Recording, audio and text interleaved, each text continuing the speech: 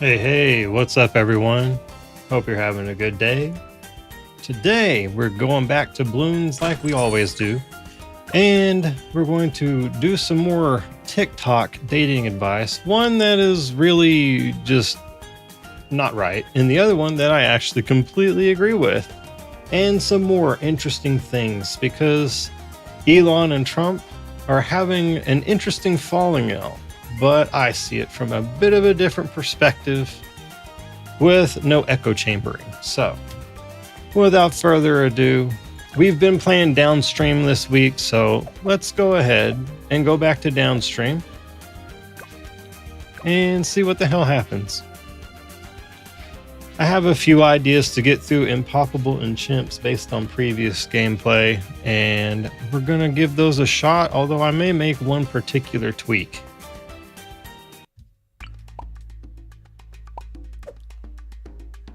And actually, let me switch and get Sada instead of Oben, because that is not going to be our friend here, unfortunately.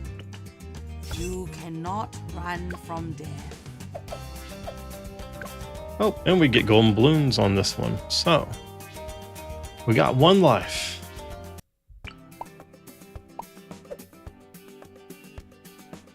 So we will do a Sada start.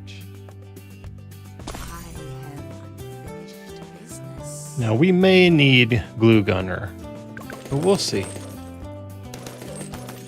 Sada is pretty quick on her feet. After all, she's Sada, she better be. Otherwise, she's gonna trip in those heels if she's not careful.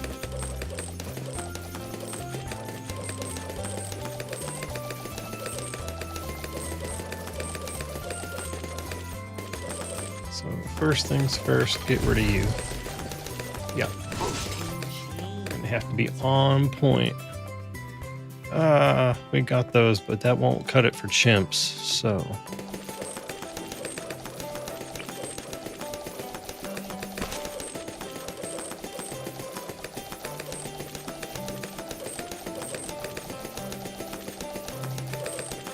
If we get things back in time, we should be okay. Hopefully. We shall see here.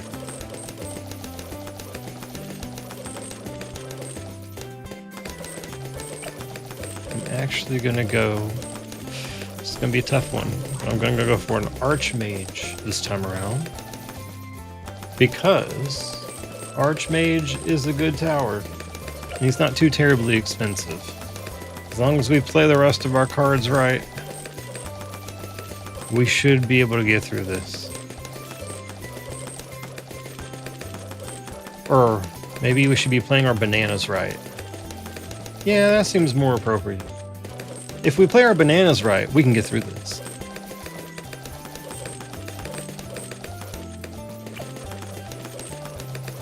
Alright, so far, mostly so good.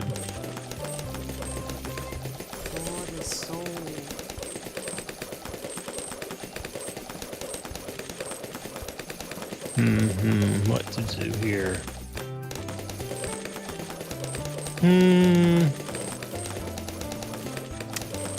Tough call, tough call. If we can get a plane going and having it do its job. Exploding pineapples. That's a tough call. I'm gonna use you for cleanup.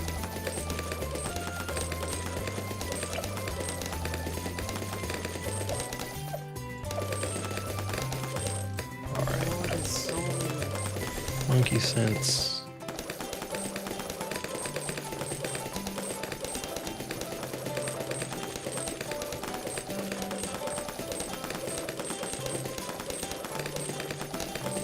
If this goes how I'm hoping, I should be able to repeat it for chimps. Oh, golden balloon doesn't count. Oh, I actually popped it. That was unexpected. Alright, that's going to be a problem. Oh, goodness. Yeah, that was coming. Alright.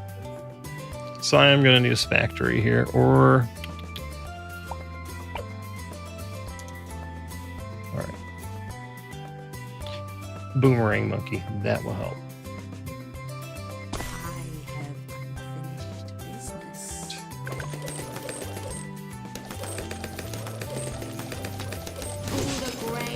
us to stack up on that.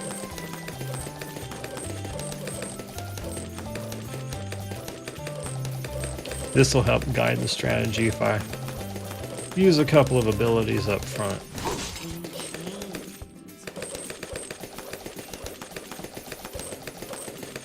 Move.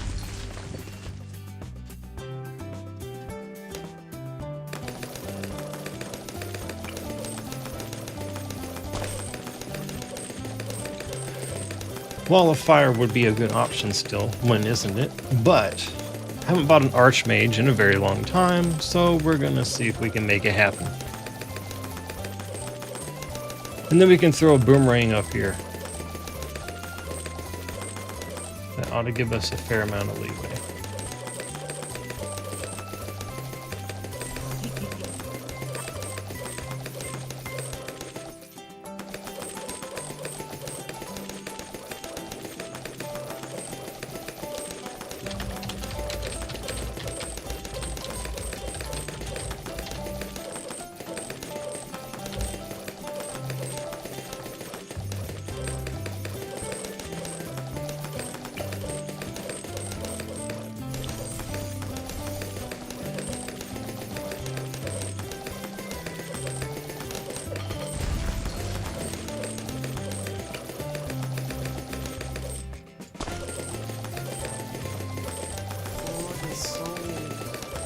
Alright, so far much better.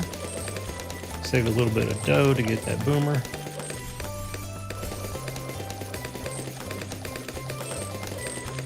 If I can get an Archmage and a Glaive Lord, that would be ideal. Gonna be tough, but we shall see. I'm definitely gonna need the Spectre, or actually a Monkey Sub wouldn't be a terrible idea, but I'm gonna stick with using the plane, see what we can make happen.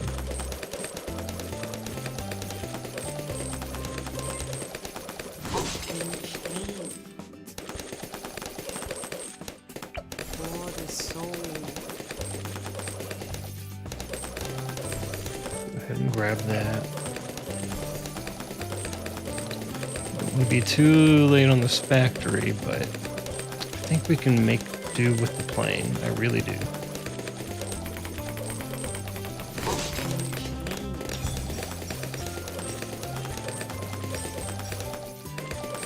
I don't care too much about the golden Bloons.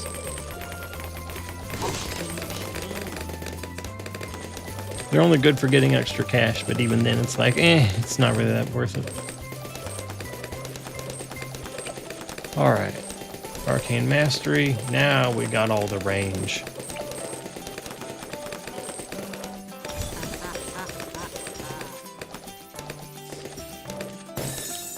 See? 3 monkey cash. I mean, it builds up as you pop them, but it's really not all that worth it, so nothing I've ever truly cared about in this game.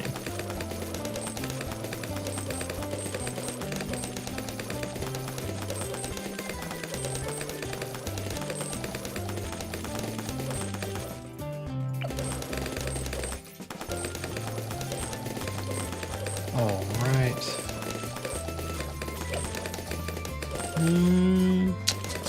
There's no reason not to do that, and I'm gonna need to go ahead and get you.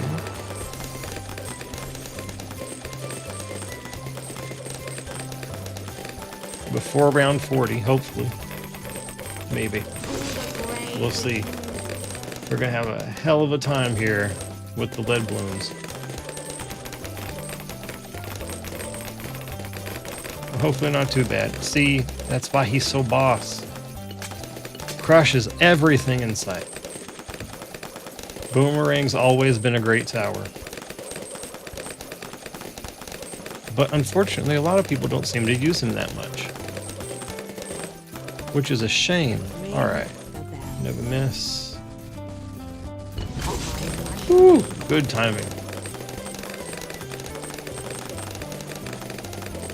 Alright. Now we should be good to go here for a while. Spectre, we'll see.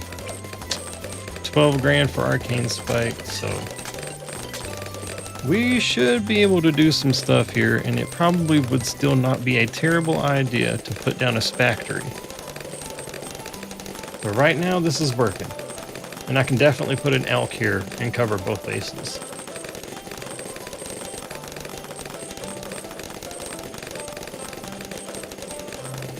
We're almost to Arcane Spike, and that's going to help a lot. Spectre, we still got a while for that. Just going to go ahead and do that. I still don't understand why people get mad at others or troll people for using powers. That's kind of what they're there for.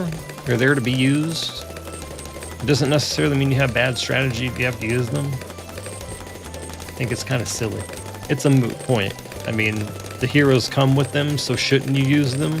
Yeah, that's part of the strategy. Yeah, you have to micro, but not as much as using Mortar Monkey. Now that can be annoying. Just gonna keep saving up here. I'm shocked I'm already at that level of cash, but you know what? I'm just gonna go ahead and grab Arcane Spike. There's no reason not to. Unfortunately, golden bloons don't count towards your lives, so there's that.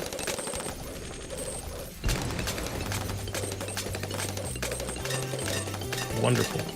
On our way. It's gonna be tight, saving for Archmage. Real tight.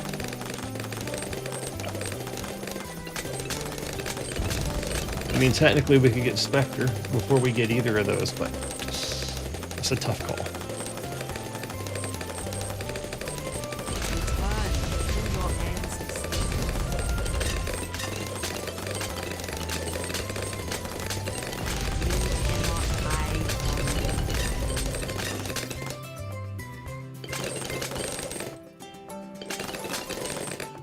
So far, so good. This is working.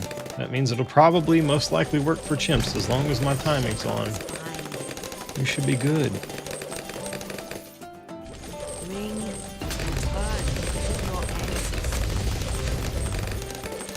This is absolutely holding up tremendously better than I thought it would, to be honest with you.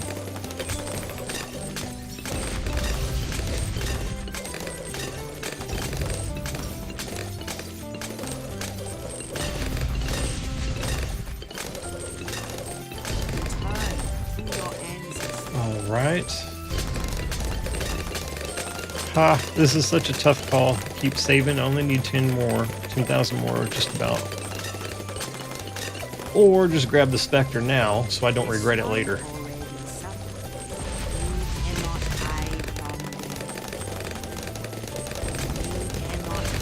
I'm thinking head toward DDTs, which is why grabbing Archmage first would be ideal.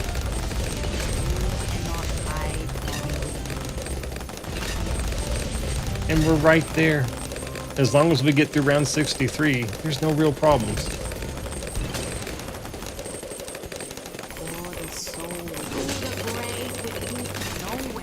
And there we go. We can get through round 63. Hopefully, we better. Because I ain't ready to die yet. Oh man, this is calling it close. We did it though. We got through it. We got through it, folks. And we're right there. We only need 5 grand. And we can grab our Archmage. Archmage, however you want to say it. Alright. This may work out well for chimps as well. So we just keep with the same strat. And while that looks boring, hey, guess what? It's there, and it's winning, and it's working.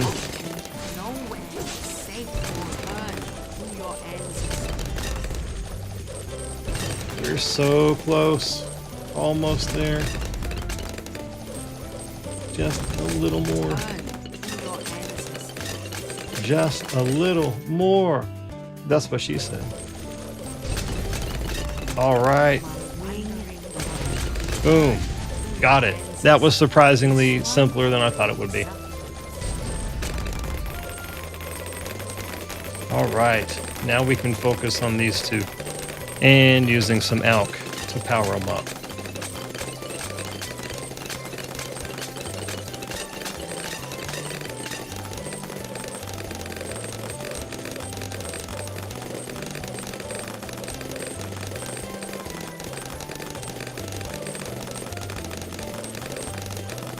This is working out very well, which is wonderful. That's what we want. Return to your ancestors. Return, my wandering. Return to your ancestors. Popping these balloons is much like what Trump and Elon are dealing with right now. Elon got popped, and he doesn't like losing with only one life.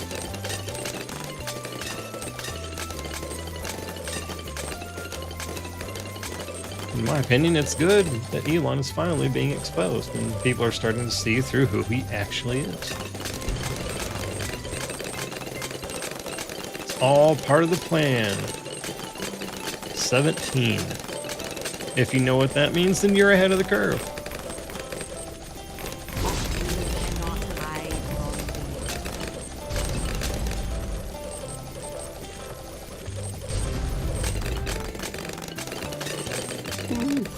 All right, he handled that real good. Nice. You cannot hide from them. This one already suffered. Bam. Too easy. Too easy.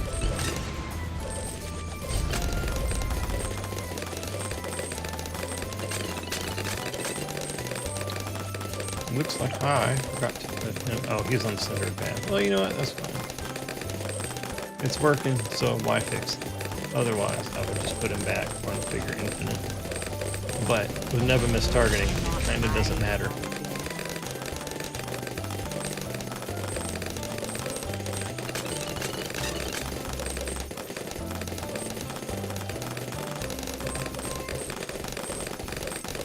An avalanche of Bloons. It's coming down just like Elon's stock prices.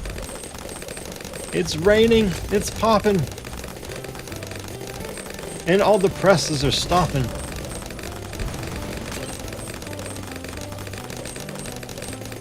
Kaboom. Bam. Get him, Archmage. Get him. I think I'll save Spectre for last. Because it's more important to protect the back. He's doing his job right now.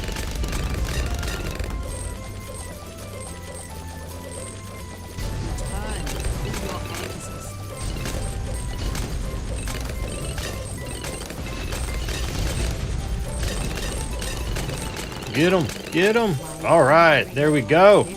Got it. We will make it through these 100 rounds.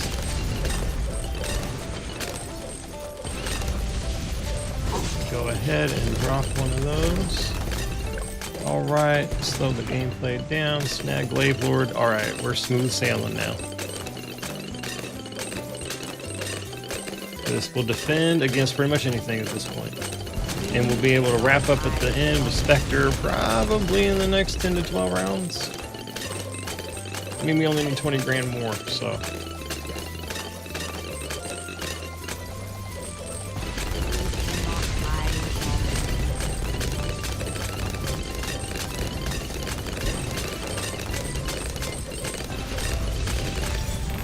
All right.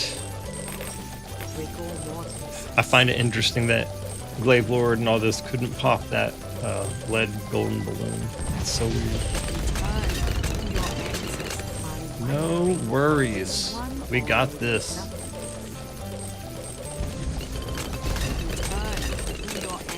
The only thing that is going to need to be done is to out-buff both of these. Actually, all of them except Sada.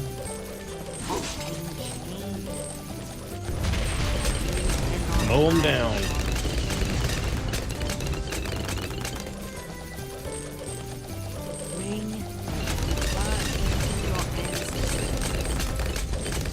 Love it. This is how it should be working.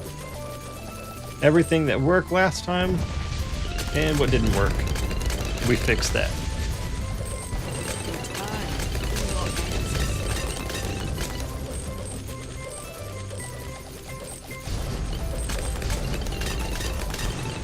Shred those balloons. Shred them good. Implode them. Send them into a black hole of oblivion that they can never escape from. Through an accretion disk that makes them stretch endlessly to the naked eye. Got him! Bam, son! And now we can grab our Spectre. And then plop you down right here. Should cover both of them.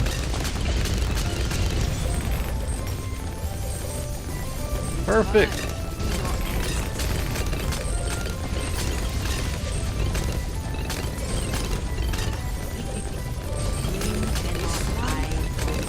That should do it. And I'm just going to copy this exact same strat for chimps, because that's just how I always do things. For the most part, when I'm focused on beating a specific map, if I find something that works for Impossible, I just copy and paste it. Because why try harder? Work smarter, you know? If it ain't broke, don't fix it. Case in point. Alright, and we can afford another one because why would you not want to?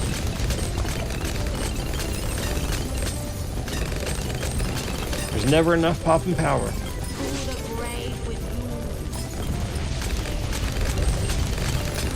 Now, the one thing that's going to make chimps difficult is obviously not having monkey powers and monkey knowledge. So, we got monkey knowledge here. That's probably carrying us a bit, but not by much, I don't think.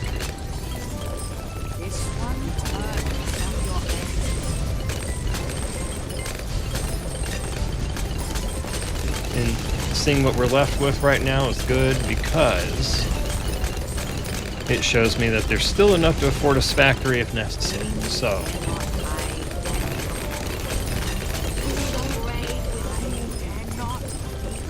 all right, let's get it, boys. And just because there's no reason not to ever do a carpet of spikes or a spike storm for the BAD. And there we go. So now we know we can do this for the most part on chimps and get through it. All right. See, $6. That's it. It's not even worth focusing on. All right. Let's do that one more time. One more time. Yeah, that song sucks. I think a lot of music sucks, but that's because I worked in the industry for so long and I don't even like listening to music 90% of the time. All right, this is going to be rough. So we'll see what happens. Slow it down, speed it up. Work it real good. No. Damn. Close. Well, you know, technically. Should I do this? Probably not, but anything is better than having no protection.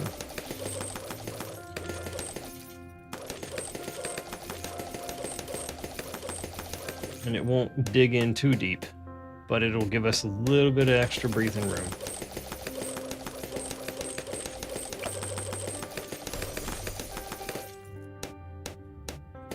All right.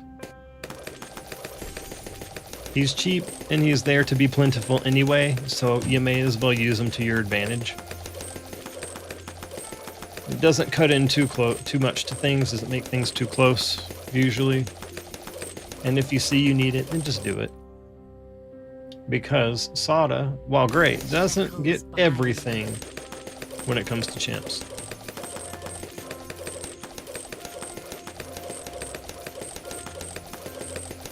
If you could get her to level 5 and survive that long until then, well, then you'd be doing something great. But that's not going to happen. So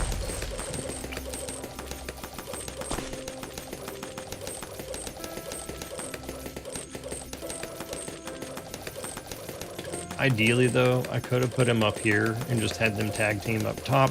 But knowing how this map works, better to have your back end protected than worry about your front end. And that was not the best language, but who cares?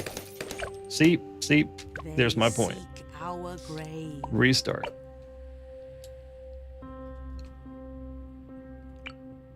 So let me try that I hunger. and see what happens. Because if I can put him up here and make them work together like that, that'll be ideal.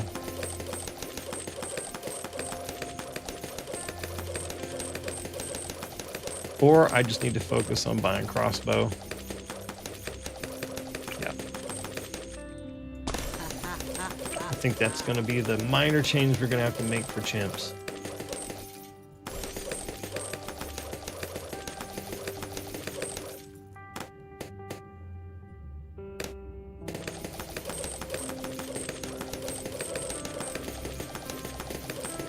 Which is unfortunate, but it is what it is.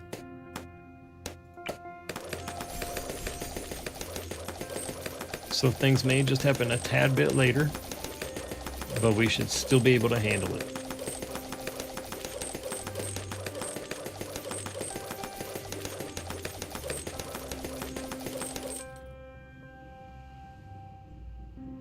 The shackles bind.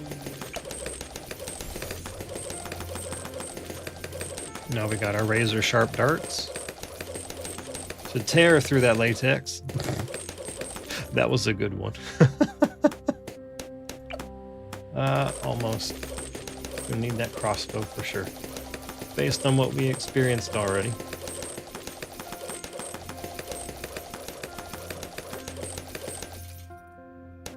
Try to hold off as much as we can though, so we can make sure we can also clear out the rocks there.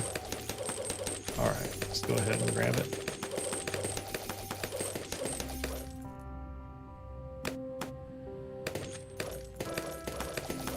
Give it a little bit longer.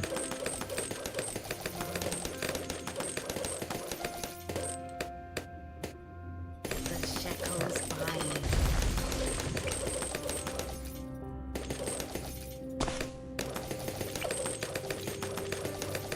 Just keep saving up a little bit more so we can get as many upgrades up front as we can.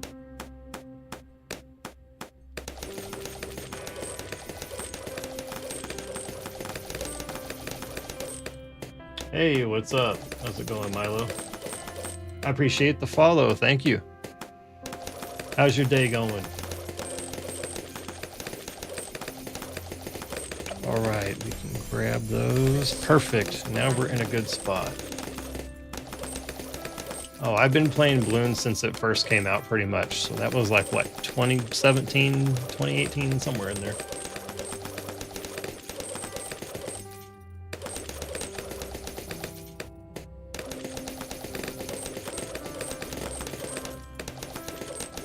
You mean Marvel Rivals? Oh, I'm sorry, I read that wrong. Oh yeah, you did. You meant to say you play Marvel Rivals, but I did for a little bit. But I'm not exactly the biggest fan.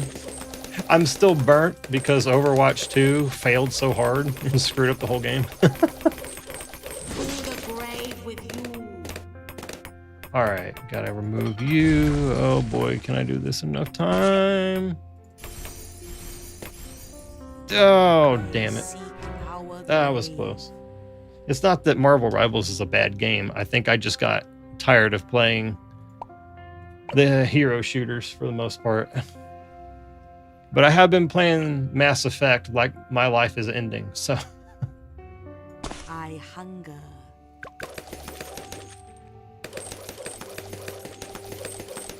But when I was playing Rivals, what's her name? Luna Snow or whatever? She's the best hero. Just like when I played Overwatch, I was a main with Mei, and I absolutely destroyed until they screwed up the game.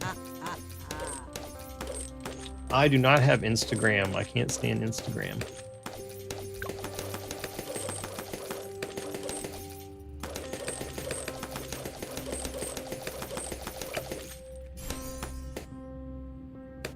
Instagram is definitely my least favorite platform. Actually, most social media sites. I do not have a Discord either. I am waiting until I make a new one since I've had 2 accounts get nuked. So I do not have a Discord account at this time. Until I figure out why they keep getting compromised. I'm staying off for a little while. The shackles bind.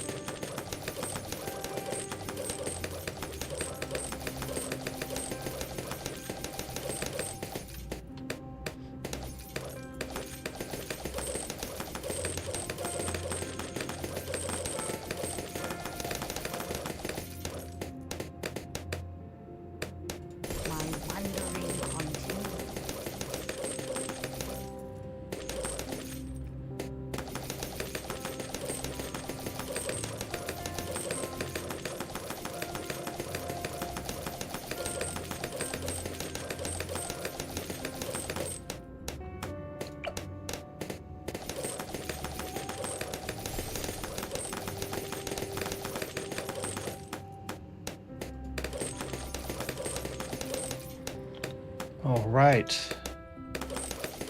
So that does not happen again. Let's go ahead and buy you up. 1, 2. In chains. All right.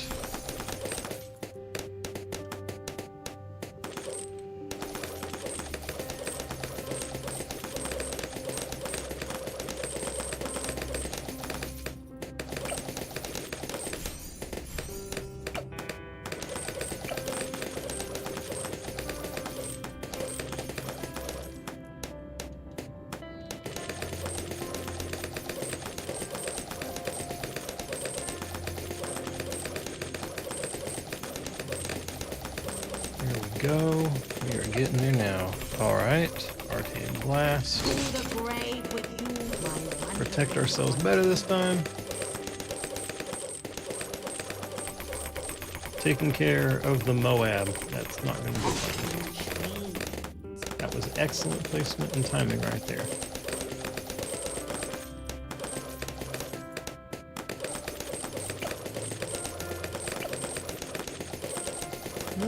650 won't put me down.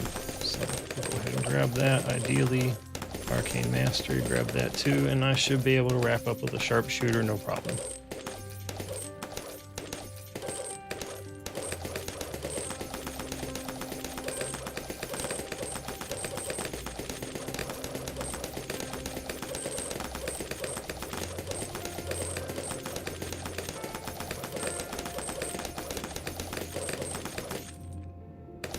Yep, going much better this time.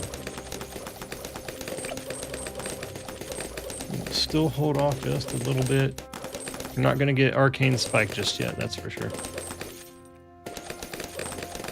For the soul.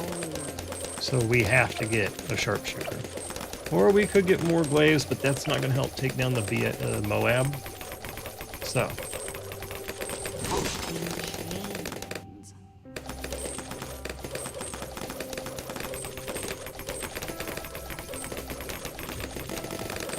To the grave with you.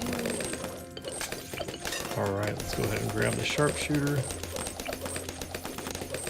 And ideally, we really should get Arcane Spike before we even think about more Glaives. But this is going to be tight. Ring the bell. To the grave with you. Hopefully, we can still do it though. Alright, wonderful. That held up just fine.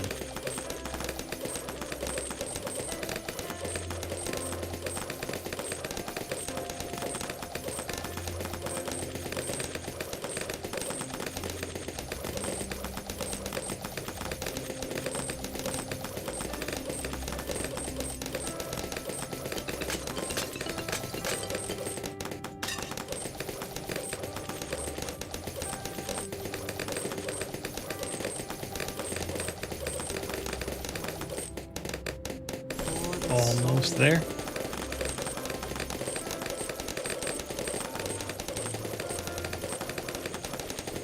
Sada is holding up strong.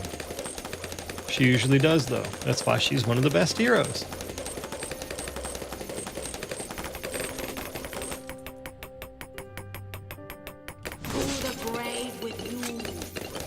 Let Sada carry some stuff so that way she can level up.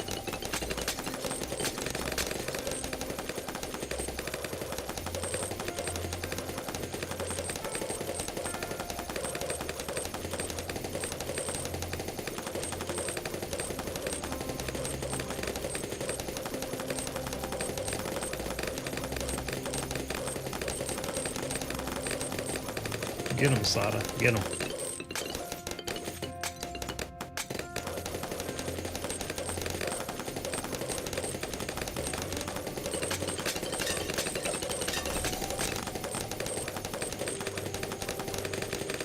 All right. Go ahead and throw down Mr. Plane here.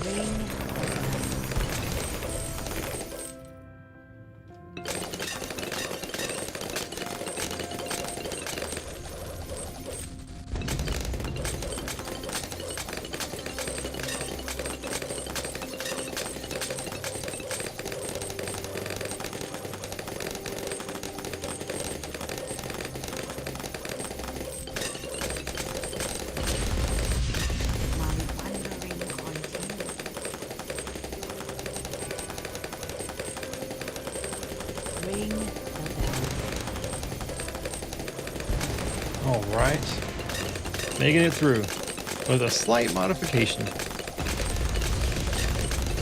Otherwise, everything is still holding up as expected. Just a slight bit tougher, but not too bad.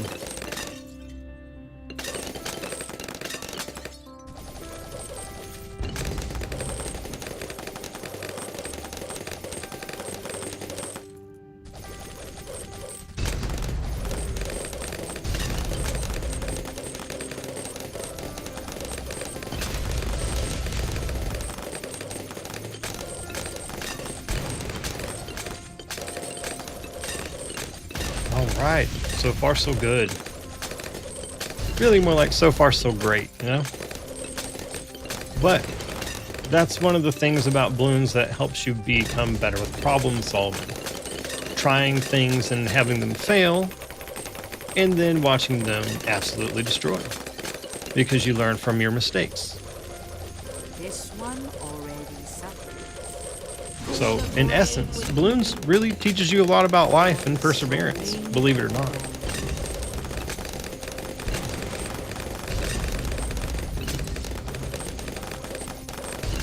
It also teaches you about reasoning and many other mental faculties that make your life less hectic and less painful. And I mean, have you seen these monkey eyes? They're so cute and big. They're like kitties. Whew, that almost didn't hold, but we got it.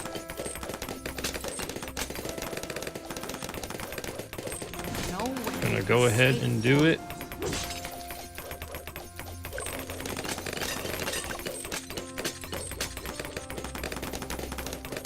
Oh, come on, we can do it. All right, we got through 63. We only need a little bit more money, just a little bit more. And we can get our Archmage.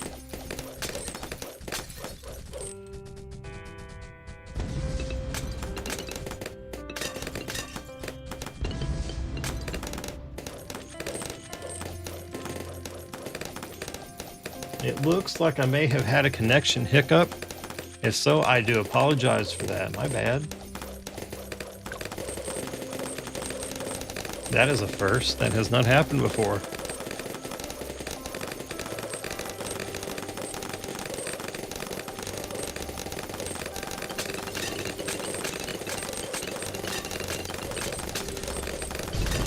This one already suffered the grave with you and turn to your ancestors.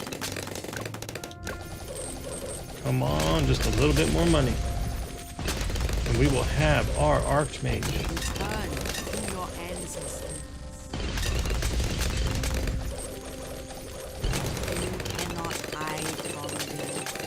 All right. Almost there. 2,400 more bucks. You cannot hide from Oh, nope. I forgot. It's cheaper. Huh. All right, there we go. wandering continually. Now we just got to focus on these two.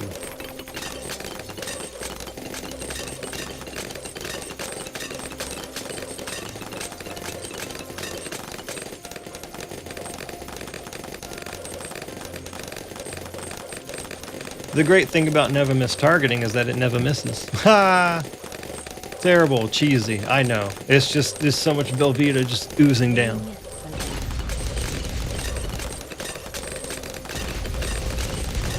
cannot hide from them. This one already suffered. You cannot hide from them. We got this. Got it in the bag.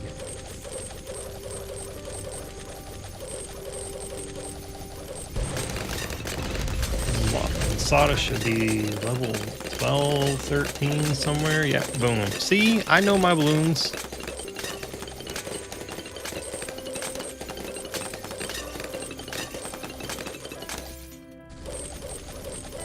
This one already suffered. If you were watching on YouTube right now, I would really appreciate a like and a subscribe if you don't mind. Also, drop a comment if you're watching. Tell me what your favorite balloons are or what your favorite map is. Return to your ancestors. And don't forget to cross over to Twitch and follow me over there at Cosmic Calico.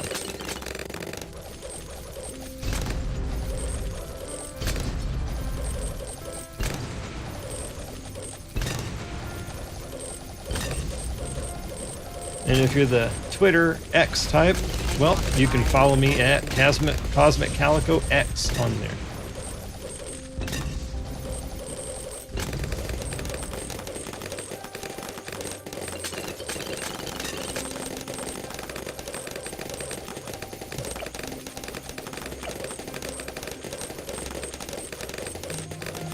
We're going to have to go for Glaive Lord first, more than likely.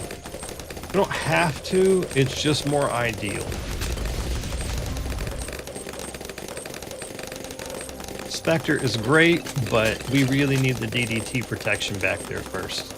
So always prepping for 90. 80s are not usually that big of a deal. But 63 and like 1 or 2 rounds of 70s, but as you can see here, it don't even matter.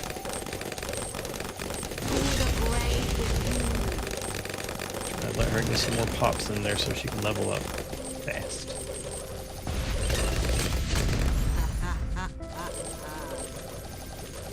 Rigor mortis is set and chained.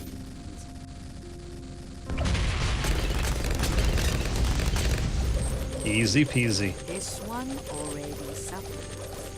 To the grave with your ancestors.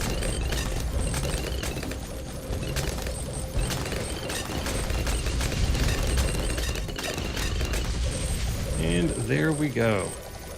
All right. Now we have much less to worry about.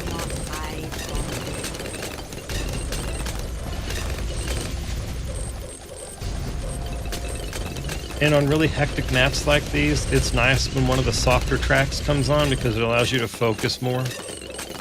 I did not do that. I got it on random. But when that happens, it's very convenient.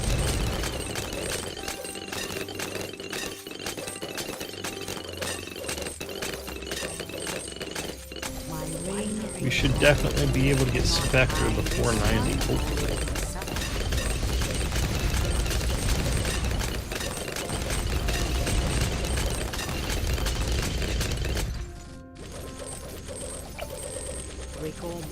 Maybe. Yeah, no, we should. It's only $5 grand.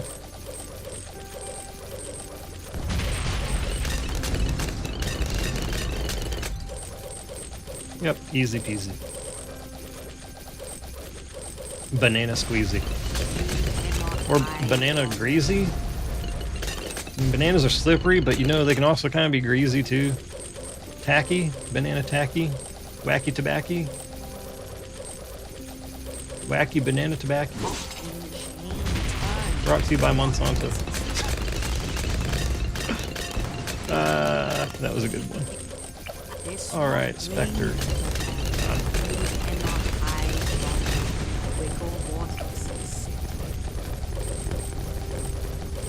Now we just focus on grabbing the Alks, and we will be good.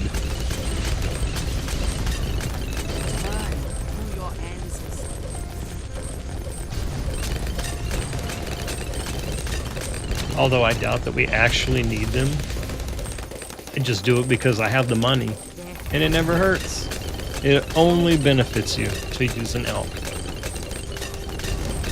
in every situation possible.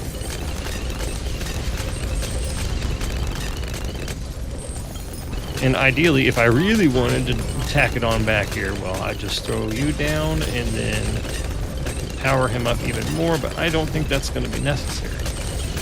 Just focus on good old Elk.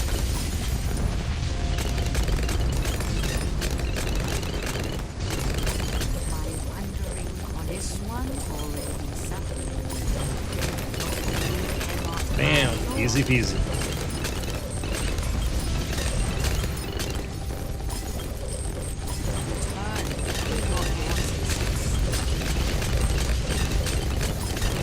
I say easy peasy a lot because it's lemon squeezy.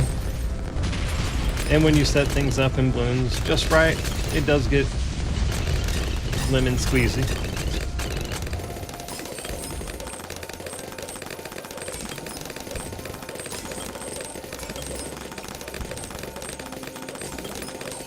We are pretty much solid. DDTs, what DDTs? They got power bombed. Straight into the mat. And just because I can, there we go. And primary training. I don't really know who got most of that. I don't think he did. Oh, nope, he did. Perfect. Don't need nothing else there.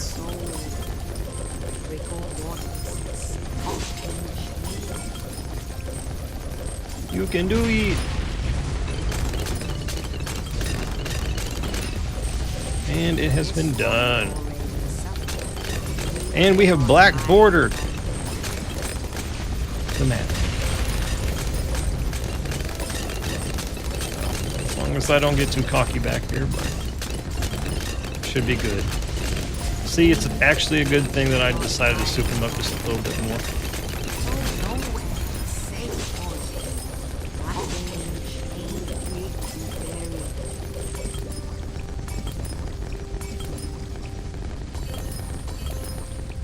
Trying to two-tower chimps this map, oh my goodness. I don't even want to think about that. That would be guts.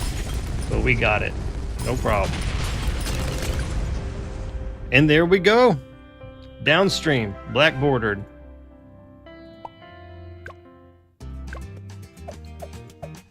Bam. And there you go. Now you know a method to beat downstream on chimps mode. So go get that black border.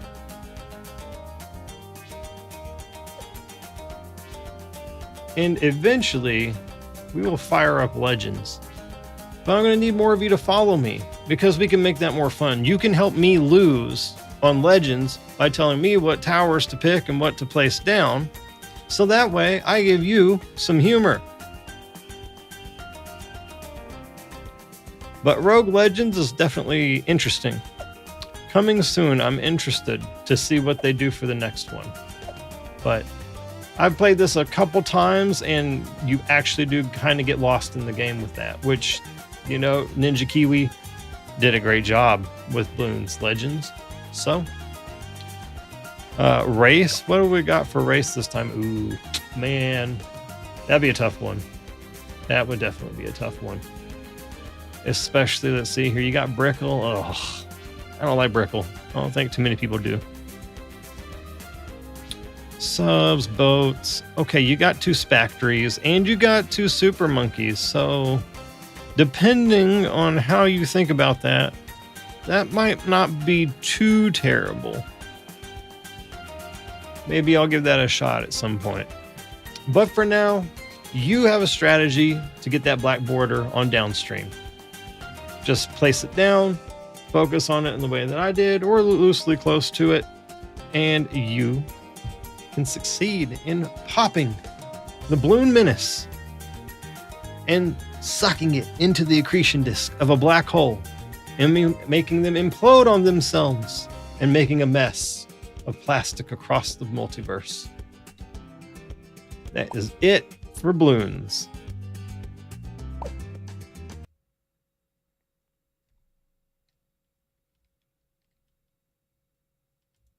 Now, we will move on to the fun stuff.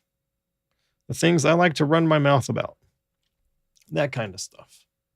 So, sticking with what we usually do, because there's just so much bad advice out there for dating, and it's just really toxic stuff. It's egotistical stuff. It's arrogant stuff. It's entitled stuff. A lot of it. And you can tell these things based off what information the individual is providing. So when you see manipulation language or advices on power struggles and power plays, you know that it's someone you probably should never take advice from, and ask yourself, why is this person passing off manipulation advice as if they're a relationship coach or dating coach or any sort of mental health professional? When you ask that question, you should be able to hopefully logically bust out 95% of what you see on TikTok. Cringe talk is really what we should change it to. Abuse talk. There's a few talks we could rename it to, but for the most part, it's just trash talk from people who are clearly having problems in their lives, or they have not recovered from their own relationship issues, or even trauma events that occurred way earlier in their lives. And that's what brings them to pass off this advice as if it's somehow informed or wise, when really it's the most dangerous advice you could give if you want to stay in a healthy relationship. Keyword there, healthy relationship. There's too much power struggle.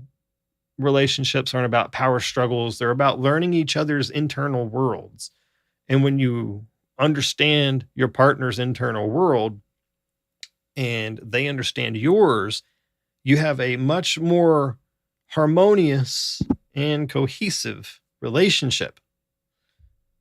That's what you don't see a lot of people talking about out here. And it's unfortunate because too many people like to put their egos into relationships. They like to put their, desire for attention seeking, impressing their friends.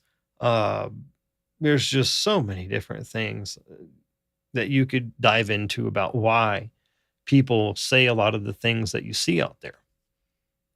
And a lot of it really is attention seeking behavior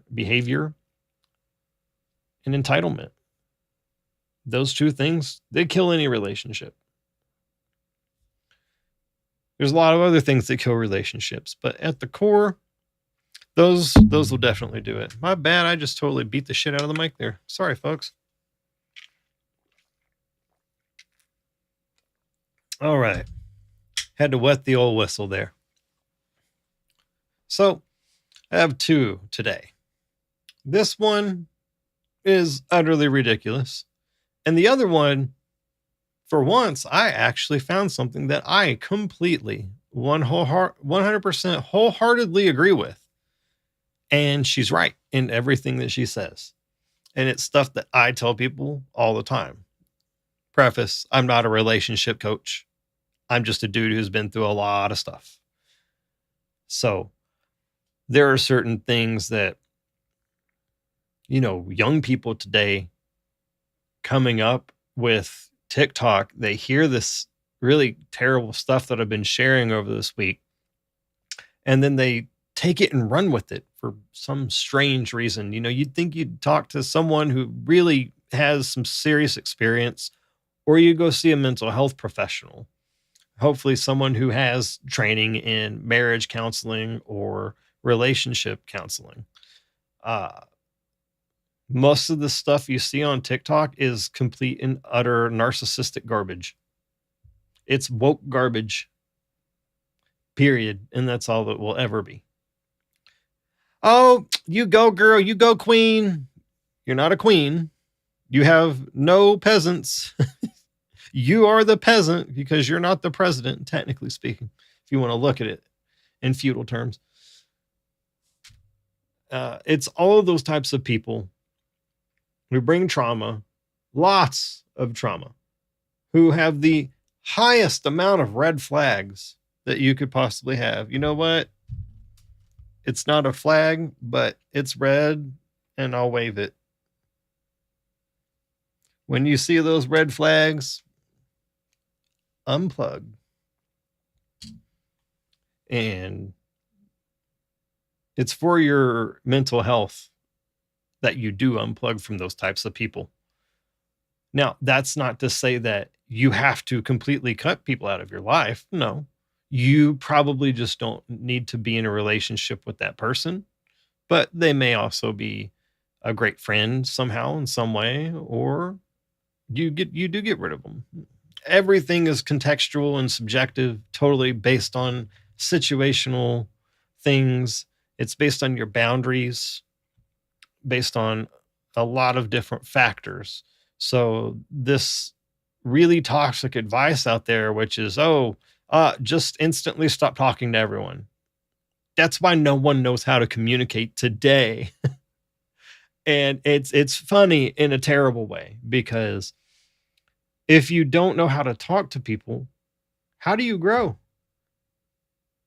If everyone's so afraid to talk to each other and everything is this bullshit pseudo psychology power struggle, you're never going to get anywhere with anyone.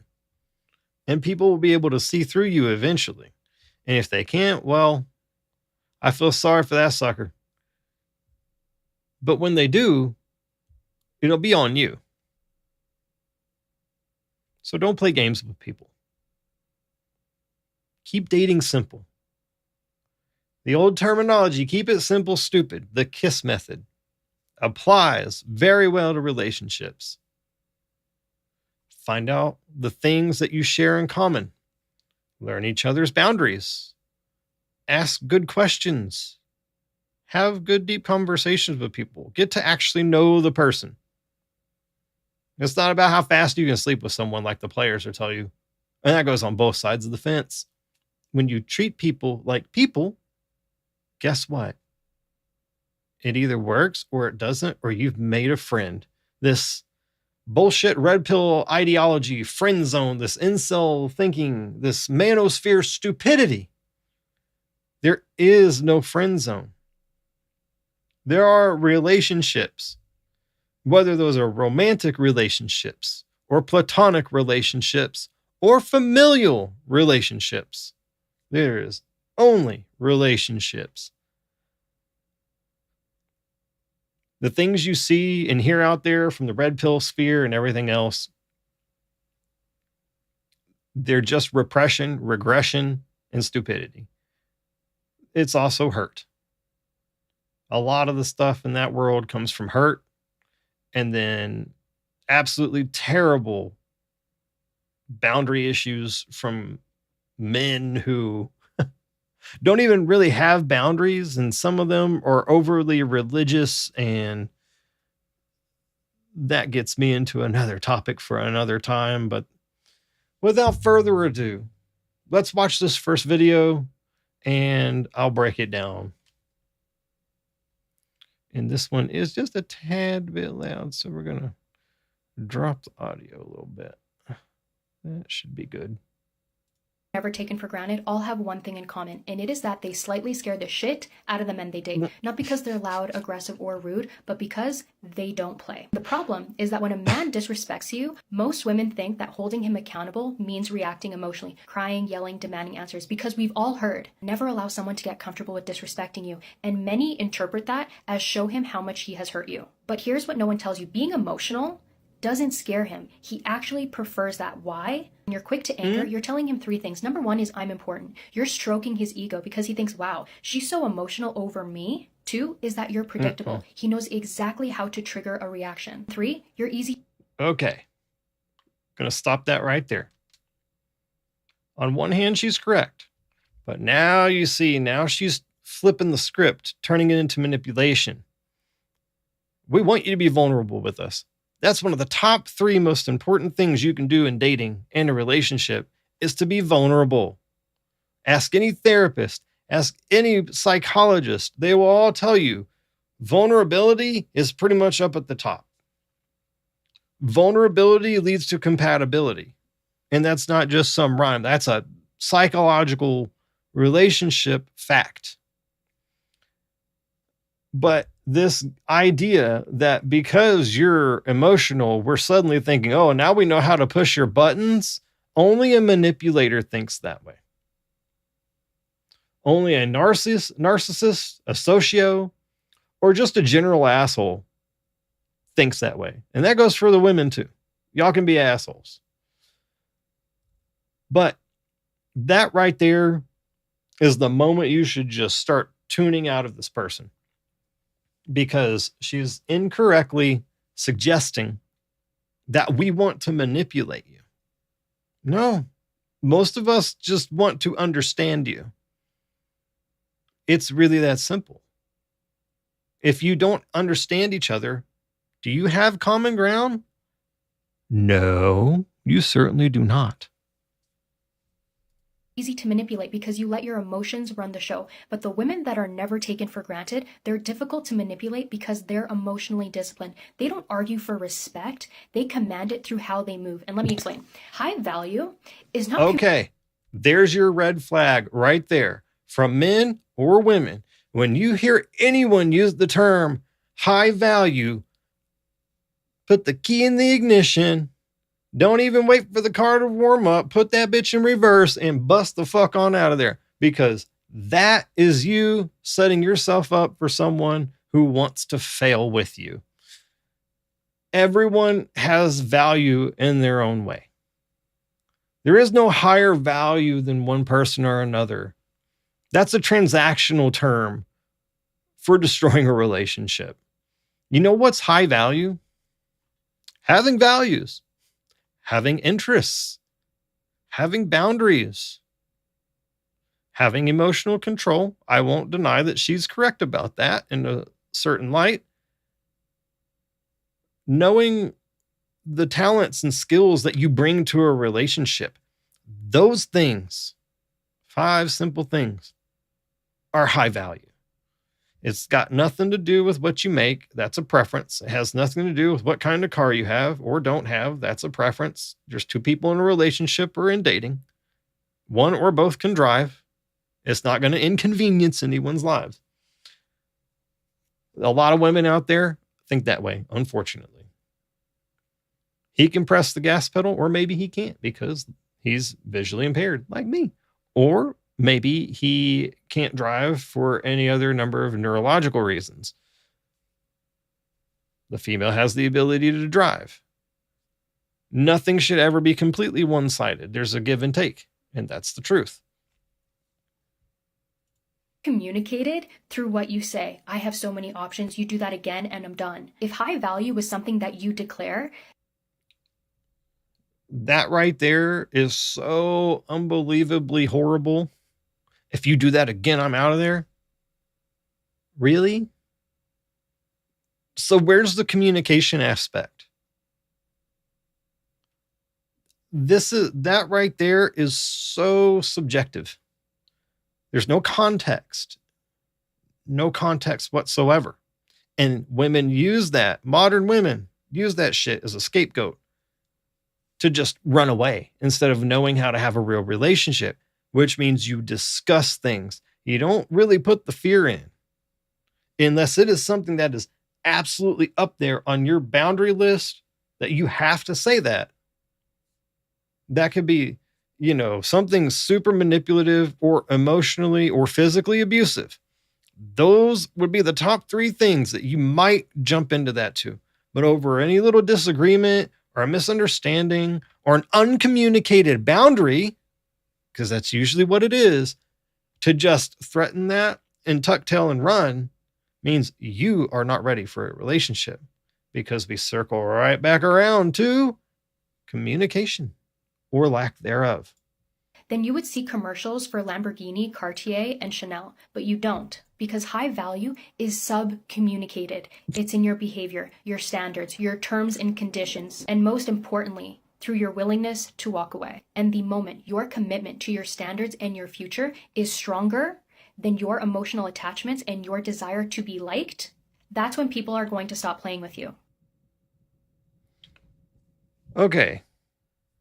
I get the relation she's trying to make here, but unfortunately, it doesn't quite work. Let's keep it to boundaries, because when we add terms and conditions, again, we make a relationship sound transactional. Relationships are not transactional. And I don't know where people get this idea that relationships are terms and conditions and that you're signing a contract. There is no contract to be signed. It's a choice to be with the person based on who you are, who they are, your shared interests, the respect that you have for both yourself and the other person. Respect is a two-way street. You have to respect him. He has to respect you. It also has to be based on the hobbies that you may or may not share together. You should have things that you can do separately from each other. Absolutely. That matters. We don't know who's playing with who. And there's a lot of things out there that are misconstrued because, again, people don't communicate properly. Unfortunately, it's an epidemic of failure to communicate. That's what really crushes relationships in the long run. And it's not, I don't want to say fair, for lack of a better word.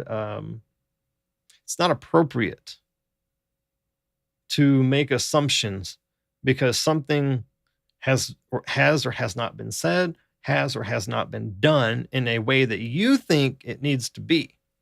You have to communicate. I will say you must communicate. Without that, there is nothing. There are no terms and conditions. And yes, you could leave someone at any time for any reason. However, without closure, that still hurts people. If someone doesn't know what they've done and you can help them grow as a person, you have the right and the necessity to do that for that person. Because while things may not have worked out between both of you, what you tell them and how, I stress, how you tell them can set them up for a better future. You're not perfect. They're not perfect. So any positive feedback that you get or constructive criticism, not anger, explosive, emotional, well, you could, no. This is what happened. This is how it made me feel. This is what you can do next time. So if it happens with someone else, you can think and stop. That's really what you should be doing with people. If you can't grow or you can't help someone else grow, then why should you be out here telling people all this kind of stuff? It's not a fair comparison because you're not a brand. Sorry, but people trying to compare individuals to being brands and being businesses and all this kind of stuff, it's incongruent with the message. A lot of people say that a relationship is marketing yourself. Not really. A relationship is based on personalities and how well they mesh, and standards and interests and how well they do or don't combine. All right, let's move on to the second one. Please stop sending one of these fucking text messages to somebody that you are newly and recently dating. I have friends that tell me about this shit all the time, and I just don't understand why you would send this via text. First off, if you are having issues, if you are feeling someone pull away, if you are feeling like there is something off, please do not send a text message to somebody, especially that like it's new and it's in the early stages of a, what are we? Are you mad at me? Are we okay? Anything like that. If you're having an issue with somebody, be a grown ass fucking adult and call them. Have a conversation with them. If you want open and honest communication and intimacy and dialogue, you have to have face-to-face conversations, or at least on the phone. So if you're going to talk about something serious like, hey, are you mad at me? Is there something wrong? Are we good? What's going on? Anything like that, just ask them, hey, do you have a minute? Can I call you? Or can you give me a buzz when you have some time? I just want to ask you something. Don't make it so serious, but have the conversation like a fucking adult. I love this woman's message. She is 100% correct in everything that she's saying, and it mirrors my own belief systems. This idea that you have to have text game or do everything through text. No. Text is easily and purposely misconstrued. Pick up the phone. Pick up your phone. You know, it has some holes in it. Has a hole here and a hole down here.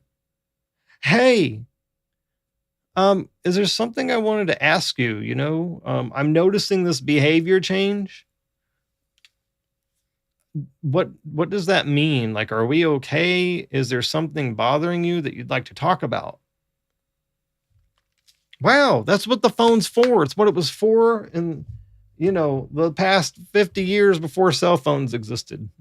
I mean, seriously, you had to pick up the phone. And guess what? When we didn't have phones, you had to walk to their house or drive to their house.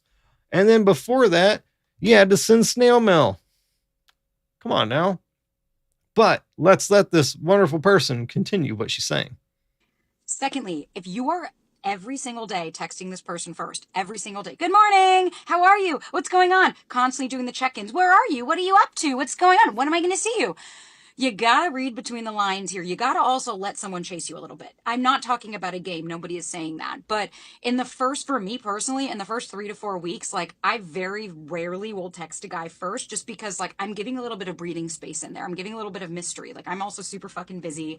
I've got 1,000 other things going on. The last thing I need is to check my phone 1,000 times or to constantly check in with somebody. Of course, if I want to send someone a message, I'm going to do it. I don't believe in playing that game, but I do believe in living your own life and doing your own thing and not constantly being the first person, because at that point you're leaving no mystery, you're leaving no excitement. It's just, it almost becomes a chore every single solitary day if someone's constantly texting you, especially like in the first couple of weeks. Okay. I have no real problems with that. I don't like using the word mystery. I think that's, you know, overblown bullshit and falls along the lines of unethical marketing. It's called I'm living my life. Okay. Now, that's our preference not to text, but that doesn't mean don't do it. Don't ever say good morning. Hey, how's your day going? How's your day going? It doesn't mean any of that stuff. But her core message there is spot on. She's living her life. You're living your life. It's like I've spoken about thousands and thousands of times. Okay, I'm probably exaggerating there, but you get my drift. One of my core things in life is, hey, we both have separate lives and we come together. We choose to make that time to come together. And that's really what a relationship is. You make the choice to meld together. You make the time, you carve out the time, no matter how busy you are. You make time for that person. And they, in turn, should be making time for you. And if they're not, and they're playing these stupid bullshit games, well, that's when you call out the game. And then you don't even need to give an ultimatum. It's either I'm in or I'm out. Hey, I don't like this. This doesn't work well with who I am. And I don't appreciate that you're playing these games with me. So, you know, thanks for trying. We can be friends instead. If not, that's totally cool. It's that simple. Simplicity is key. And lastly, do not send a passive-aggressive text message Never. if you're feeling any kind of way. Again, all kind of stems right back to the first thing I said. Be a grown-ass adult, pick up the fucking phone, and stop texting people things that are a phone call or in-person conversation. I'm kind of just going to reiterate the first thing because it's constantly all my friends send me screenshots, and it's almost infuriating to see some of the things they think are appropriate to talk via text. Moral of the story, be a grown-ass adult and pick up the phone. Absolutely. Pick up the phone. It's really that simple. You a 1,000 other. So, I mean, there is nothing here that I inherently disagree with. Maybe some language tweaks, but that's it. She's on the money, guys, gals. This is someone that you should actually consider listening to.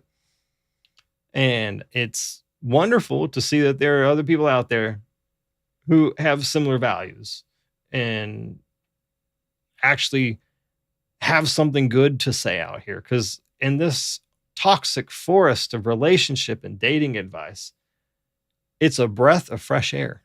You know, Emily King, she's awesome. And then Elise Michaels, that's another one. But this woman, she got figured out too. She knows how to do things right. And, you know, I just don't understand why it has to be so hard. It's all ego games. That's all it really is. Power struggles, ego games, stupid bullshit that no one needs, that no one asked for, that adds extra stress onto people's lives. And people don't need that kind of stress. No one needs that kind of stress. So keep it simple. Once again, shared interest, values, hobbies that you can do together or alone. Ask the deeper questions. Actually get to know the person. Don't handle things over stupid text messages. Pick up the phone and talk. Go out and eat and talk, or go sit at the park and talk in a car. Have a conversation face to face. The reason people use text message is because they're afraid. That's it. They're afraid. You shouldn't fear talking to your partner or whoever you're dating. I really don't even like using the term partner. Your boyfriend or your girlfriend. That's some stupid liberal shit that clogged up the dating waves. Oh, well, if you say your boyfriend or girlfriend, that means that's like teenager. No, jackass, it's your boyfriend or your girlfriend. So, I digress. It's really that simple. Now, complexity comes at the later stages when you're moving in and getting to know each other and really meshing those different living styles. But that's a whole nother story for another time. But this is someone who knows what she's talking about, has a great head on her shoulders, and I love her message. Everyone should love her message. See? At least 60,000 people figured it out. And she can also snag a follow because I love what she had to say. So that is it for the TikTok dating stuff for today. Now, there is something else. You know what? I'll just go to it. I'll do it anyway. So, I'm a big fan of Ancient Aliens. I've had very interesting experiences in my lifetime. All things paranormal, not just stuff that's in my head. I've had interesting out-of-body experiences, and if you meditate properly enough and long enough and focus correctly enough, you can activate your pineal gland. That is a real thing. It sounds like a bunch of white noise, and eventually you will hear voices because your brain is a transceiver. It's both a receiver and a transmitter. So that is also a story for another time, but I'm a big fan of David Wilcock. I watched Ancient Aliens from show one until, up until around Philip Coppens when he passed away. But I had been following David Wilcock for a long time since he was in Project Camelot with Carrie Cassidy. And I love David. He's a great person, but sometimes he says some things that are just incorrect. And there's another thing that will be said here that I also want to tackle, which this is all dietary and nutrition related. And as someone who spent most of his life in a wrestling ring and in the gym, busting his ass to the point of breaking his body into smithereens, I take nutrition pretty seriously for the most part. I'm not super militant. I'm not a bodybuilder like I once was. I may get back into it. We'll see. My body is very tired. And when people say certain things that are just patently false, listen, I'm the biggest conspiracy guy on the planet.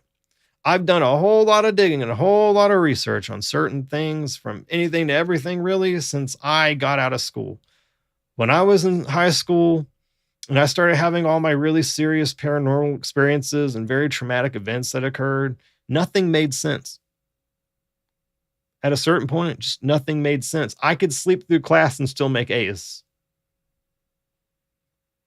That was my first sign that something wasn't right in the schooling system. So I went and rediscovered so much about the world and the universe. And eventually, that's how I came across Project Camelot back in the disclose.tv days before they sucked. But yeah, I have always been a fan of David Wilcock. He's a smart man. He's a nice man. And I love all the science that he brings to the table. But when it comes to what you're about to hear, I have to call it out because it's false. So I'm going to find this. Let's see. I believe it is somewhere around. Oh, goodness. 2 hours, for crying out loud, in 15 minutes. From what I recall. I'm going to go back to 212-ish. And I'm going to play this. And then I'm going to decimate it. Because it's just false. And it's not okay to fearmonger in such a way. Now they're running it most of the week. Now they're running with you. And right, that's true, man. True passion will call. That's some of your videos, and they blew me away. 4 whistleblowers came forward from Archer Daniels Midland, and they said that they specifically designed wheat to be addictive, to take these T1, T2, T3, T4 hormones that your thyroid is supposed to take to give you energy. And there's a wheat protein in the wheat that they engineered called gliadin. False. And it plugs up your thyroid so you don't have any energy. And you just get fatter and fatter the more of this stuff you eat. It's not correct. Refined sugar. Exactly. It's high fructose corn syrup. It's monosodium glutamate, which they call spices, or they call natural From the flavor. Chinese, MSG. Give them bread and games, as Marie Antoinette said, or one of them said. Give them bread and games. Cigarettes, the whole darn thing. It's not tobacco. It's a paper made from 200 chemicals that they caramel color and shred it up. It's freaking crazy. They have deployed these weapon systems. Oatmeal is completely dangerous. You can't. False. You really shouldn't eat carbs at all. Oh, they're poisoning us all, even through scent. You know, you go to a shopping center. It's horrific what they do to people. Now we're finding out that they're apparently putting out toxic materials, aerosols in the cities. They have these buildings. Okay. All of that is bullshit. 100% of that is bullshit. Number one, there are only 10 GMO crops in the United States, and wheat is not on that list. Number two, gliadin is a naturally occurring part of gluten. Gluten has 2 parts, glutenin and gliadin. And it's been that way all the way into the ancient grains, from einkorn and everything else up to the wheat that is in existence today. So that is a lie. I don't know. Don't care what whistleblowers you're talking to. That is a lie. Same goes with oatmeal. I eat oatmeal every other day. And I eat granola for breakfast most mornings. I'm not dying. I'm not sick. Matter of fact, my blood work is pristine. To sit here and tell people that wheat is addictive and then go on to explain a disease called celiac disease as if everyone has it. That's false. Completely and utterly false. Matter of fact, wheat today has been, it's not GMO, it's been crossbred to have certain properties. And I can prove the reality that today's wheat actually has less gliadin. That's out there. It's not that hard to find. But through crossbreeding, we've tweaked wheat, and most of it is just fine. It always has been just fine. They didn't engineer wheat to be addictive. Wheat isn't addictive. And carnivore, don't even get me started on that fucking stupidity, because that's all it really is. I went carnivore for almost 2 years just because I wanted to see, and it royally fucked me up.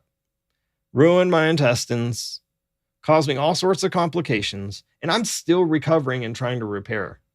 And then I know all the zealots out there will say, oh, well, that's just your body detoxing. Duh. No. You know what your body does to detox? You got a liver and kidneys. Wow. Anything else that you want to detox out of you that would be legitimate, such as like benzene and all that kind of stuff, is called sulforaphane. Take it. Plenty of studies out there that will prove that. And fasting is not any better. Your body is constantly performing autophagy. So the carnivore and fasting zealots, the idiots like John Jaquish and Sean Baker and Paul Saladino and all those people, hell, they're eating fruit and they're eating veggies behind the scenes. Guarantee it. Because it's not healthy. Carnivore is not healthy. It doesn't repair you. It doesn't kill cancer. It doesn't heal anything. It's just bullshit. And it's terrible for you. It's a terrible way to live. It will absolutely ruin your health. And really, there's no long-term studies on the carnivore diet. There's only anecdotal evidence. And this idea that because you're reducing inflammation, you're suddenly getting rid of all your diseases is false. Patently false. Cancers feed on different things. Like different cancers feed on different types of cells. Not every cancer feeds on sugar. That's just fallacy. Like breast cancer, that feeds on estrogen. It's an overproduction of estrogen. Wow, where's the sugar in there? Nowhere. Wheat isn't dangerous. And this is a very simple question. You can type in to Google, was gliadin modified into wheat? And you will find, no, it hasn't. This isn't exactly what I'm saying. What he's saying isn't true. What this is saying is that people are trying to do this and push it, but nothing has gone through, and it won't. But the point is, gliadin is not going to plug up your thyroid receptors. Does it have a close match? Yeah, but that's not going to slow down your metabolism. It doesn't make you fatter. It doesn't make you tired. That's fallacy. What makes you tired is not having a good metabolism. But where is that? Gliadin's from grain. Is this the one that it is?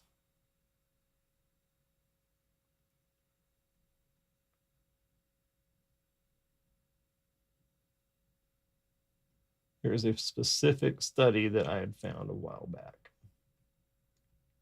But what I'm talking about is not related to what they're trying to push through. In most countries, they don't even let you have GMO wheat. But that was probably the wrong way to word it. But the point being is that gliadin, again, well-known wheat proteins, particularly important in food science. How do you get bread? Gluten. That's what creates the structural bonds. Let's see here. So let me do this differently.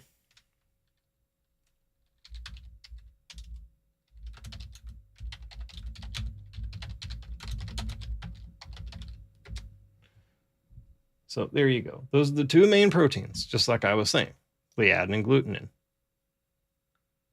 So it's not something that they just modified into the wheat. See what I'm saying? Doesn't work that way. It's a naturally occurring protein in gluten. It's really simple. What he's claiming is not applicable. It's what they're wanting to do. It's what they're trying to do, but no one's letting it happen. Because if we were to sell GMO wheat to like Japan, we'd lose all their business. Japan would never let that happen.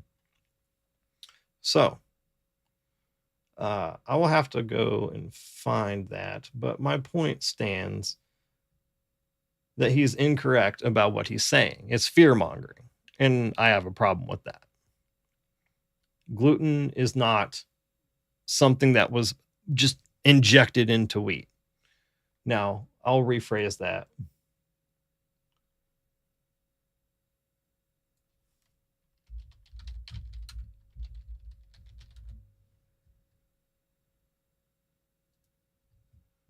There you go. That's what I was actually trying to say. It's a group of proteins, gliadin and glutenin. It's really that simple. So it's not something that was genetically modified in to make you fatter and sicker and addicted and all this other stuff, dude. Wheat is a choice to eat. Wheat is a plentiful grain. That's why we've eaten bread for thousands of years. It's really that simple. So his claim there is patently false in what he's trying to promote it as. That doesn't mean companies out here are not trying to create GMO wheat. But today's wheat has less gliadin as far as I am aware.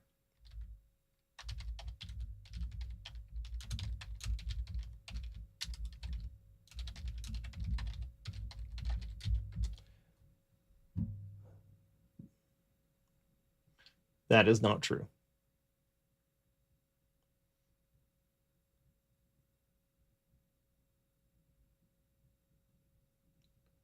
C, breeding efforts have led to decreased gliadin content while glutenin content has increased. That's my point.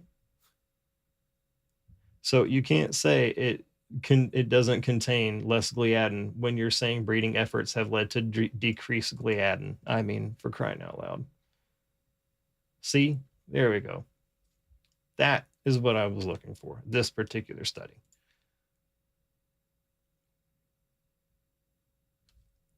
The team found that overall, modern wheat varieties contain slightly less protein than old ones. The gluten content, there we go, of the varieties has remained roughly constant over the decades. However, the composition of the gluten has changed. The proportions of gliadin decreased significantly over time, while the glutenin content increased significantly. Given the fact that certain gliadins are often considered to be the most immunogenic gluten protein types, these changes suggest no association between changes in protein composition due to wheat breeding and the rise of wheat-related health issues, aka celiacs. The researchers also observed that higher precipitation in the year of harvest was accompanied by a higher protein content in the samples. Overall, the harvest year, i.e., the environmental conditions, had a more significant effect on protein composition than the wheat variety. The team cautions, however, that the results of this work should not be generalized due to the limitation to German winter wheat cultivars grown at one location in Germany. But right here, completely disproves what he's saying and proves what I'm saying. Google's AI got it backwards.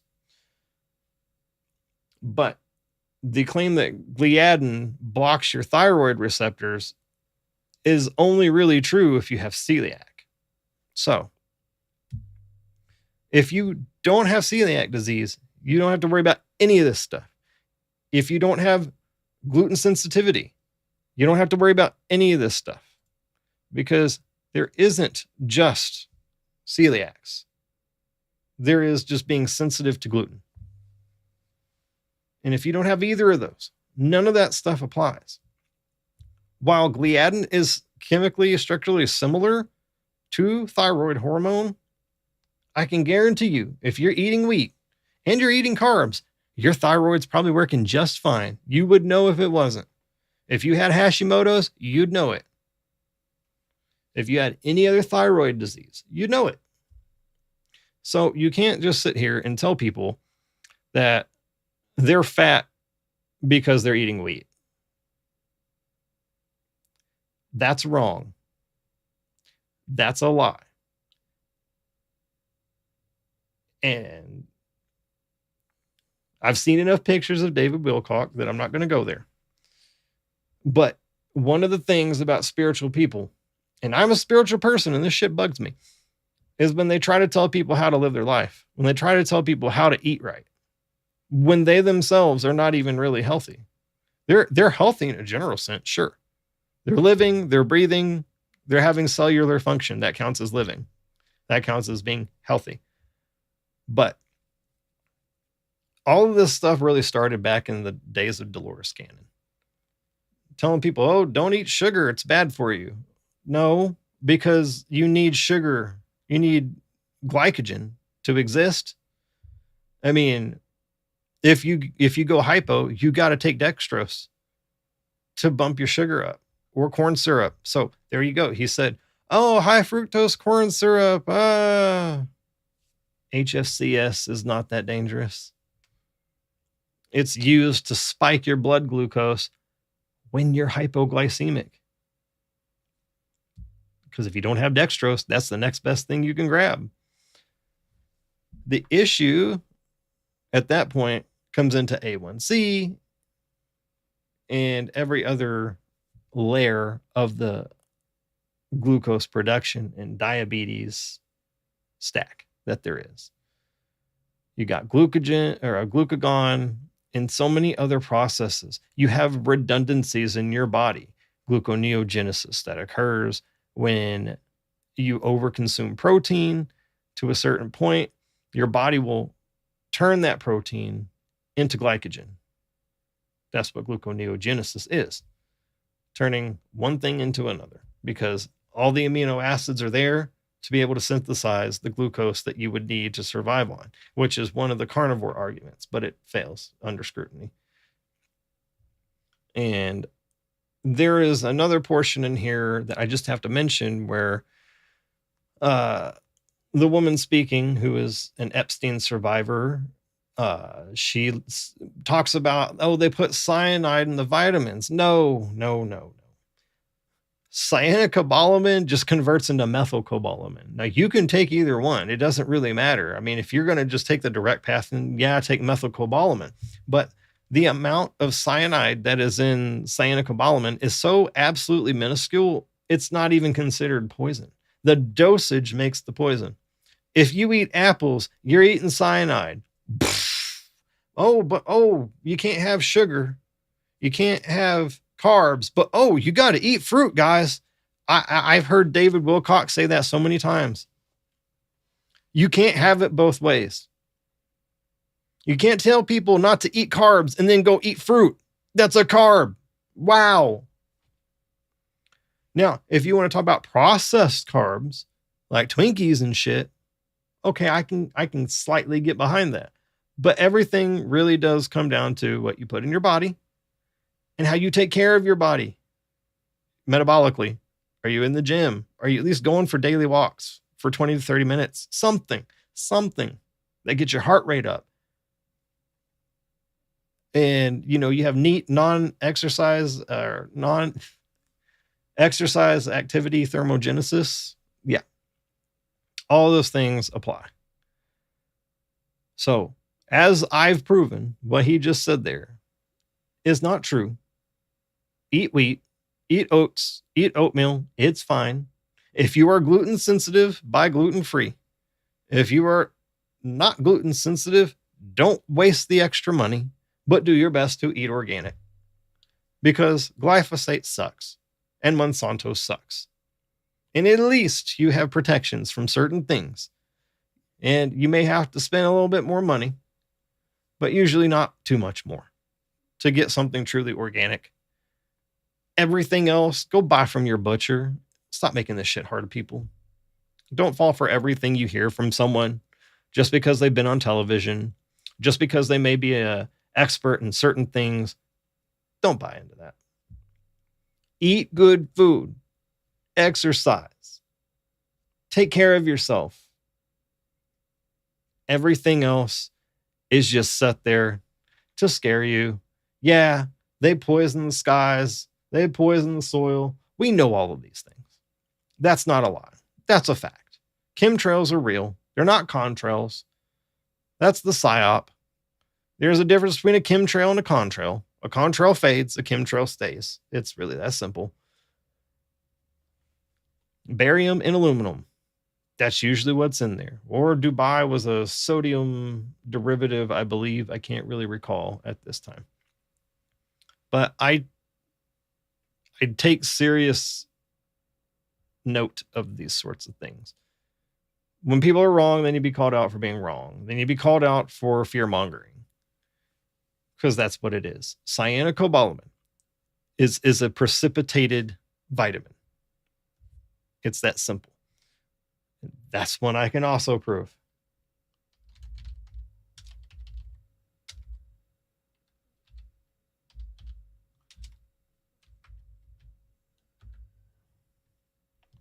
Precipitated.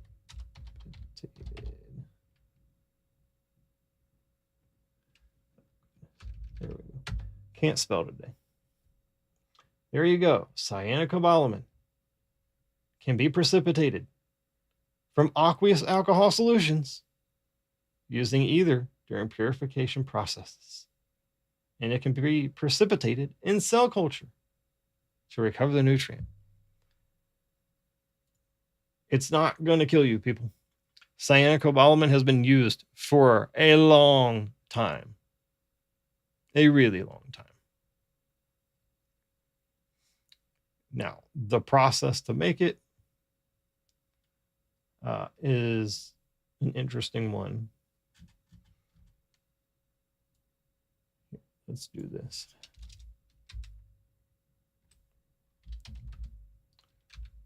There we go.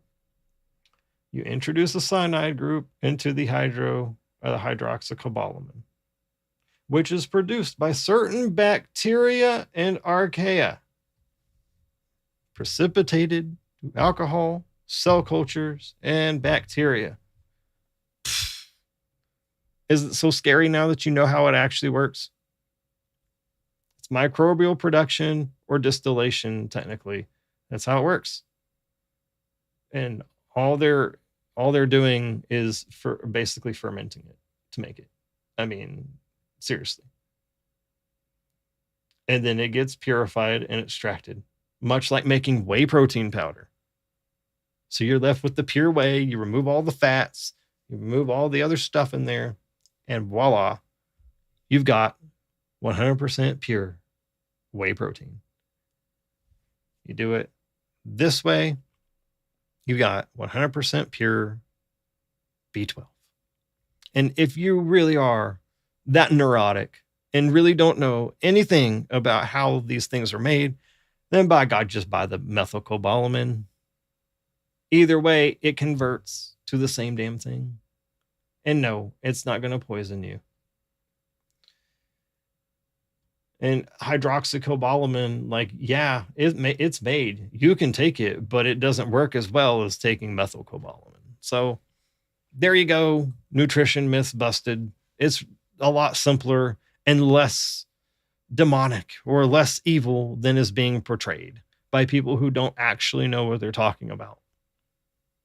And it's wrong. It's a disservice to humanity to tell people these things. Very wrong. And that's all I have to say about this specific subject. Now, I'm going to touch on one last thing here. It looks like Elon and Trump are finally having the falling out that I've been calling for at least a year now is going to happen. So, in this big, beautiful bill, there is, I believe it's about electric vehicles and removing certain sanctions or adding sanctions for those. I'm not 100% clear on those specifics yet. I didn't really go through it that hard. All I know is Elon saw, grr, electric vehicles go bye-bye. Me mad. Me turn on Trump now. Rawr. So then Elon, in his infamous, overly reactive glory, says, Donald Trump is in the Epstein files. That's the real reason they have not been made public. No, that's not the real reason they haven't been made public. Pam Bondi has been protecting Epstein since she was Attorney General in Florida. And you can go look that one up. He was walking free when she was running the show. Kash Patel, pretty sure he's MI6 or was at one point. And he ain't no one's best interest. Dan Bongino, you mean Obama's boy? Yeah, because you can trust him too, right? No. The reality is Elon Musk is not what he claims to be. And I hope and pray that people are starting to see through his facade. Unfortunately, people like Liz Crokin seem to think that this is just part of the genius plan that is from Elon and Trump. No, but it is part of the military plan. Pretty sure that Q Plus and Q, aka Q and Donald Trump, this is all an effort to expose Elon for what he is, who he is, and what he's actually been doing for so long. But will the real Elon please stand up?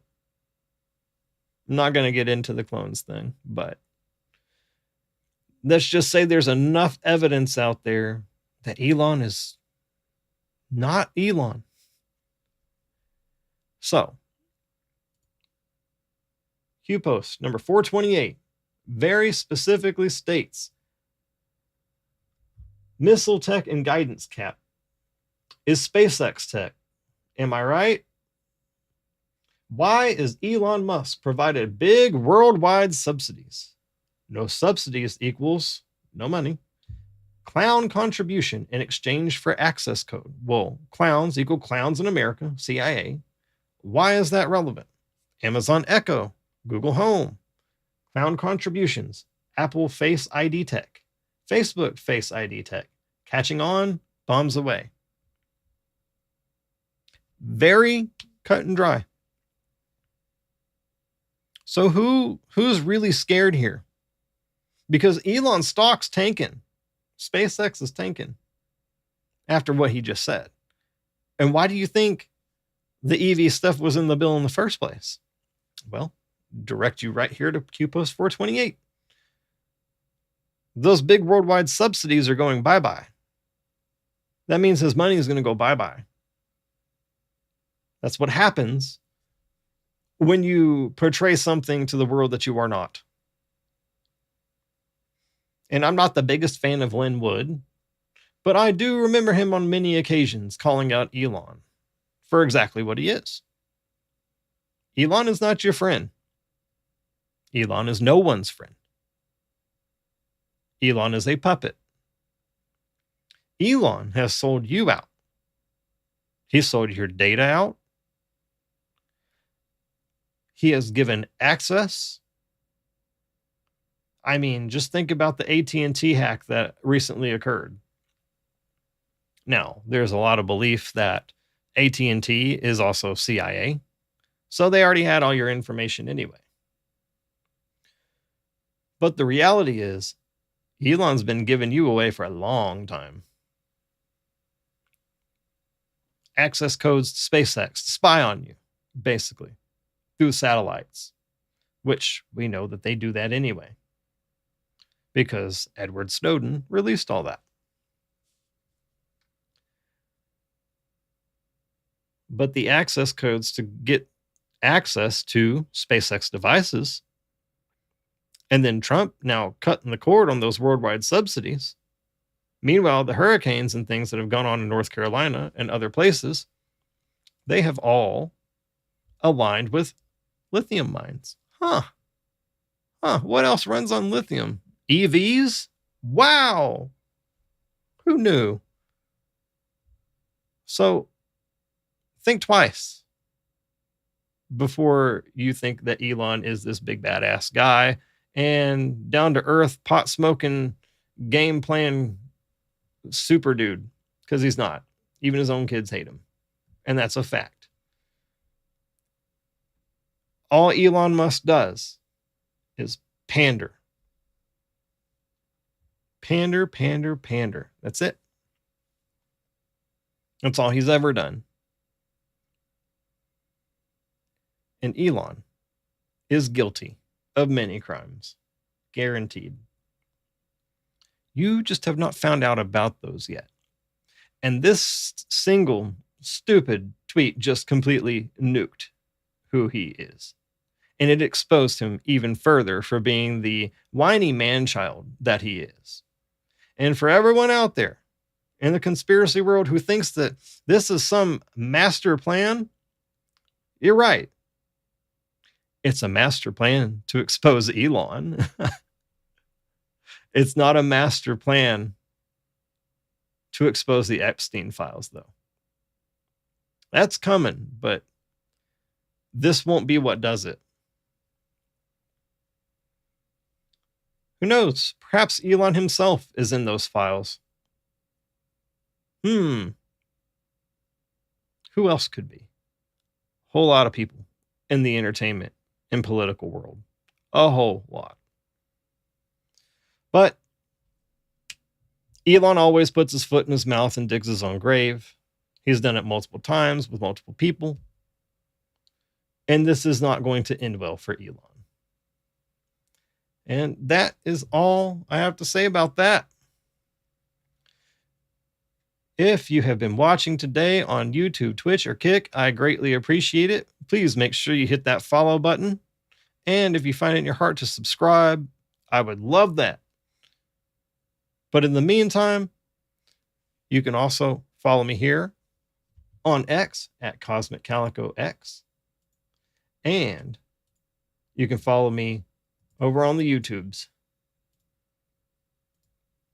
at Cosmic Calico. I will see you folks next time. Until then, have a great weekend, and I will see you next week.